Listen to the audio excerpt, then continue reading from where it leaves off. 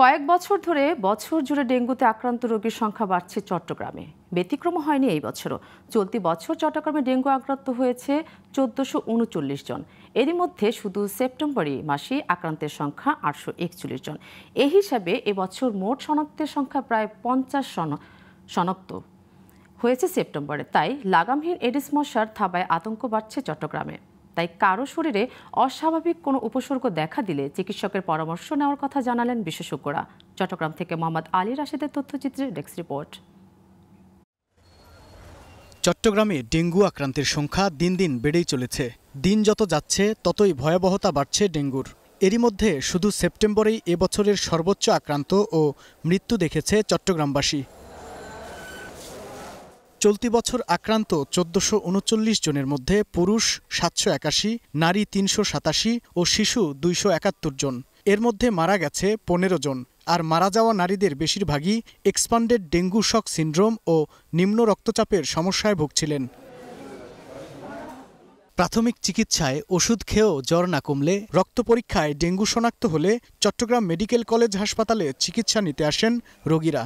তো জ্বর আসার পরে আমি ২-১ দিন না ফাঁকাইছি। খাওয়ার পরে যখন জ্বর থামতেছে না তখন মেডিকেলে গেছি, গিয়ে পরীক্ষা করছি, তখন আমার ডেঙ্গু ধরা পড়ছে। সারা শরীরে ব্যথা অনুভব হয়েছিল, চোখে মাথায় প্রচণ্ড ব্যথা ছিল, বমি হয়েছিল।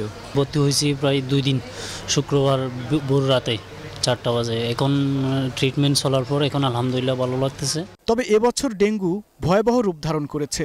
তাই জ্বর হওয়ার সাথে সাথে রক্ত পরীক্ষার পরামর্শ চিকিৎসকদের। প্রথম কথা হচ্ছে যে ধরনটা আগের মতো নাই। অনেকে অল্প জ্বরে ডেঙ্গু হয়ে যাচ্ছে। আগে যেটা ছিল অনেক বেশি জ্বর থাকতো।